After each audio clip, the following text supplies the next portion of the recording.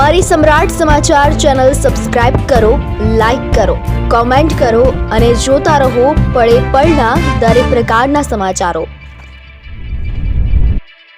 વરલી મટકાના આંકડાનો હાર જીતનો જુગાર રમતા અલગ અલગ 2 સ્થળોએ પોલીસ દ્વારા રેડ કરવામાં આવતા કુલ 3 ઇસમોને ઝડપી લીધા છે।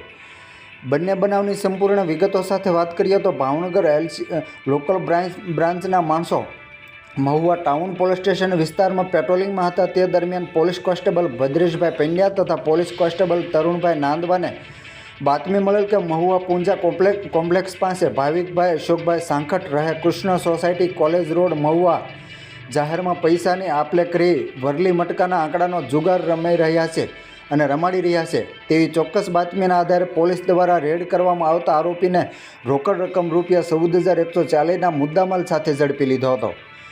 જ્યારે બીજા બનાવની વાત કરીએ તો મહુવા મેઘરાજ સિનેમા પાસે સાવરકુંડલા રોડ ઉપર મગનભાઈ ડાયાભાઈ પરમાર તથા અમન અબ્દુલ્લા કાદર મોરખ રહે મહુવાવાળા જાહેરમાં માણસો ભેગા કરી પૈસાની આપલે કરી વરલી મટકા આંકડાનો જુગાર રમાડે છે જેવી બાતમીના આધારે પોલીસે બંને આરોપીને રોકડ રકમ રૂપિયા 11,470ના મુદ્દામાલ સાથે પકડી પાડ્યા હતા।